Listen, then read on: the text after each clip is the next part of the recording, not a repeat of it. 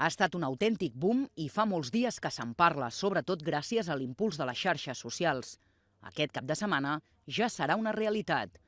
La primera cursa BDN Running Memorial Luis Condón tindrà lloc aquest diumenge 19 de febrer.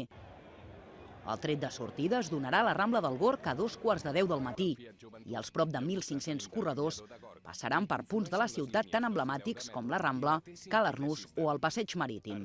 Entenem que cursar 10 quilòmetres és un recorregut que el pot assolir pràcticament tothom i bueno, el recorregut hem intentat que fos el més pla possible, també perquè corredors que venen amb la intenció de superar les marques prèvies que tinguin, doncs puguin intentar-ho i aconseguir una millor marca personal aquí a la primera cursa Badalona Running.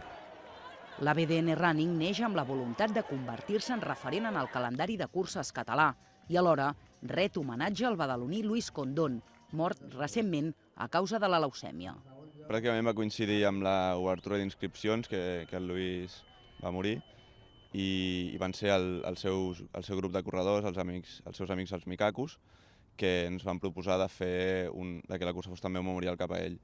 I va ser a partir d'aquí que vam decidir que sí, que a més doncs tenia molt de sentit que la cursa també servís una miqueta per recaptar alguns diners en la recerca contra la leucèmia. És per això que els diners recaptats aniran destinats a la Fundació Josep Carreras i a la Fundació Badalona contra el Càncer.